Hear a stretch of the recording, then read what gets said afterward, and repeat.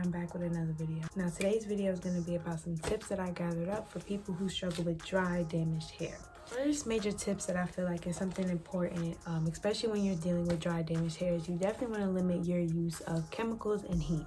Now I know that's pretty obvious, but I don't think people understand how important it is to know how much your hair can maintain, because texturizers, color dye, heat, flat ironing, blow drying, the whole process of doing all of those things is sometimes too harsh for natural hair to maintain, and natural hair already struggles with being dry. So you definitely want to learn your limit on how much your hair can maintain. So say you dye your hair frequently, like once every 2 months or once a month, maybe start limiting to every 3 months. And if your hair still feels really dry, then limit yourself to every 6 months. Like for me personally, I can't dye my hair every 3 months because my hair just can't maintain it. My hair is not strong enough to maintain dyeing my hair every 3 months, so I gotta limit to every 6 months, you know. So you gotta understand your limit and how much your hair can maintain, and that also goes with heat too. If you straighten your hair 3 times a month, limit yourself to once a month. If you feel like your hair is still dry, limit yourself to straightening your hair every 3 months, and then limit to every 6 months. And then the more you limit yourself with using those things, the better state that your hair will be in, and you will definitely notice the difference. The second tip that I feel like is also important is making sure that you sleep with a bonnet on at night. Now I know some people, like myself included, sometimes a bonnet just isn't enough or it isn't tight enough and it always comes off at night, whether it's a bonnet or a scarf. So 2 other things that you can replace a bonnet with is a satin pillowcase and a microfiber pillowcase. Now I know some people don't really like the satiny feel, so using a microfiber pillowcase is also beneficial to you as well. I have a microfiber pillowcase. I don't know if you guys can see it. It's that little white one on the bottom.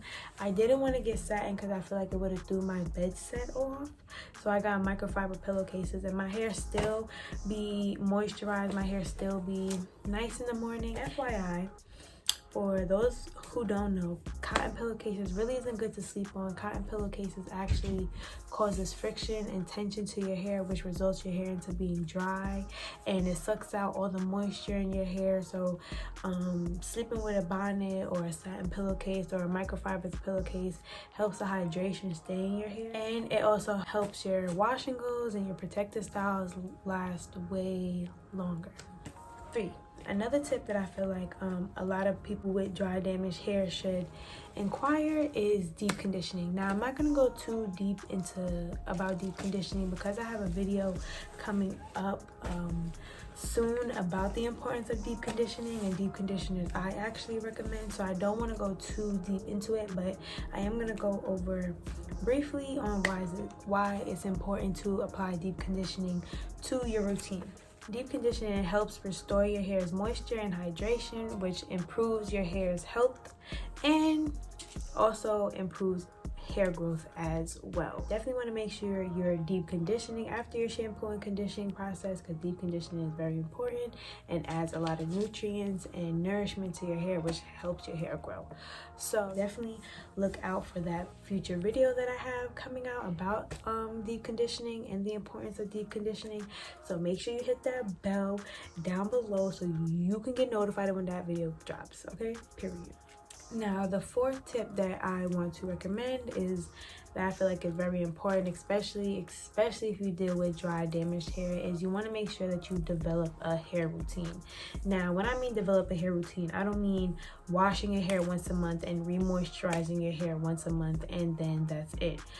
You got to make sure that you keep replenishing that moisture in your hair. You keep adding those nutrients, add your oils, add your protection, because those are the things that are really important to your hair and will actually feed your hair and make sure that your hair stays healthy. Now what I mean by develop a hair routine is that you really want to be consistent with your hair routine, because it better helps train your hair to be in a much healthier state and helps your hair be way more manageable and not so dry. The main points of your hair routine is, 1, you want to make sure you shampoo. It all starts with the scalp. So you want to make sure that your scalp stays clean, that it's fresh, that it's hydrated, and most definitely make sure that your scalp is healthy, just as healthy as your strands are. Now when it comes to shampoo, I know sometimes a lot of people is debatable about shampoo, because sometimes shampoo definitely does dry your hair out. So when it comes to shampoo, I definitely want to make sure that you guys avoid any parabens and sulfates when you're picking out your shampoos, because the chemicals that you put in your hair does matter, and it also affects on how dry your hair is and how much your hair retains moisture. So you definitely want to make sure that your shampoos have no sulfates in it, no mineral oils, no petroleum jelly, and no parabens whatsoever. So make sure you avoid those ingredients when you shampoo your hair, and you want to make sure you shampoo your hair once a week or bi-weekly, depending on how much you have to shampoo your hair. Now me, I can go 2.5 weeks without shampooing my hair. It might get a little dandruffy, but I'll just throw some oil to cover it. But I'm really supposed to wash my hair once a week, because that's what helps my hair be in the most healthiest moisturized state, is when I wash it once a week, and make sure I deep condition once a week following after my shampooing process. But you know, if you feel like when you wash your hair once a week and it actually dries your hair out more, so do it twice a week. I know some people like to replace their shampooing with co-washing, and if a lot of you guys don't know what co-washing is basically just replacing shampoo with a cleansing conditioner, not just a regular conditioner, a cleansing conditioner, so your hair won't get stripped, and it actually helps avoid your hair being dry too. I have to balance out my co-washing and my shampooing, because if I co-wash too much, I get a lot of buildup, because my hair just needs to be extremely fresh and just clean of all those oils and dirt. So like I said, it depends on what your hair likes, so that's why you got to make sure you develop a routine that your hair likes, so you know what helps your hair and keeps your hair moisturized and healthy. After you wash your hair completely, after you shampoo, condition, deep condition, your regular wash routine that you should have, you want to always make sure you follow up with a moisturizer or moisturizing products after you wash your hair out, because this will replenish moisture back into your hair that the shampoo and all of that stripped out your hair, and it'll keep your hair hydrated and moisturized, and also keep your hair healthy, avoiding dry, brittle ends. So definitely want to make sure you have a good moisturizer. Make sure you have a good leave-in conditioner. That definitely plays a part too. So make sure you're definitely checking your products too, and the ingredients that you're putting in your products. Another step that I feel like is very important, that I feel like a lot of people don't take seriously, is cutting your split ends. It is very important to cut your split ends. Do not keep hold of your split ends. If you feel like you're keeping your split ends because it's making your hair longer, you're lying to yourself. That's actually making your hair worse, and your hair is never going to be in the healthiest state that it's supposed to be in if you're keeping a hold of those split ends. So if I'm talking to you and you feel some type of way because you're holding on to those split ends, this is your message to let them go. I don't care how short the lady got to cut your hair, them split ends got to go. But no, seriously, all jokes aside, the reason why I say you have to cut off those split ends, because when you keep on and hold on to split ends, what happens is your split ends keep splitting, and they split all the way, they keep splitting all the way to your root, which results your hair into uneven, extremely dry, and extremely brittle hair. So it's really not worth it. And keeping the split ends to your hair actually would make, when you have to go get your hair cut, your hair might actually have to get cut shorter, because your hair is mad uneven, because each of your split ends is splitting differently. So cut them split ends, let them go, and make sure when you do cut your split ends, after you have nice fresh ends, make sure you always add extra product to your ends and make sure your hair is moisturized at the end, because the ends is the oldest part of your hair, and that's why they seem to be the driest. So that's why sometimes you just gotta let the really old, dry, brittle ends go, and make sure you keep the new ends moisturized. I hope that makes sense. If it didn't, let me know. My last step, I didn't want this video to be too long because I already ramble enough. So yeah, so my last step, now after you shampoo, then you wash with your conditioner, then you wash with your deep conditioner. When you're rinsing out your deep conditioner, you always want to make sure you're rinsing your hair out with cold water. Yes, cold water. For those who don't know, your hair actually has these little tiny things called cuticles.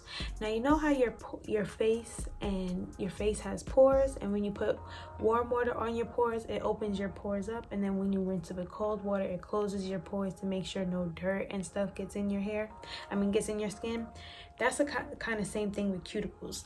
When you apply warm water to your hair or hot water to your hair, the cuticles in your hair tend to expand open. So when it expands open, this what allows the shampoo to come in and wash all the dirt and all the gel and all the excess oils off your scalp, off your strands. Now when your cuticle is open, right, after you shampoo, and when you condition, you deep condition, your cuticle is still open because you still have hot water running. So after you finish shampooing with a nice fresh scalp, nice fresh strands, you add your conditioner, then you wash that out, add the deep conditioner. Now since your cuticle is open, you're replenishing all that moisture back into your hair. Now when you wash it out, right, your cuticle is open because of that warm hot water, because that's what it does. Warm hot water expands your cuticles to be open, which allows you to replenish moisture and clean your strands. Now when you wash it with cold water, it closes the cuticle, so all that moisture that you put in your hair after you finish shampooing is now locked into your hair, is now locked into your cuticle, which locks in moisture and makes sure it protects your scalp from anything going in or any type of moisture evaporation into your air, because your cuticle is sealed and locked and the moisture ain't going nowhere. And another tip, when you rinse your final wash with cold water, it also helps your hair be extremely shiny and extremely lusty. So you know, some benefits to washing out with cold water. So my darlings, we came to the end of this video. It was a quick, fast video. I really hope that the tips that I gave you guys was well worth it. I hope you guys were able to benefit from my tips, and I hope that it helps your guys' routine. If you want a second video or a part 2, let me know if this video helped you. If you learned something new today, let me know in the comments below. Make sure you like, comment, subscribe, and follow me on all my social medias and talk to me. Let me know what's up. So thank you guys for tuning into my video, and I'll see you guys on the next Curly Girl Thursdays.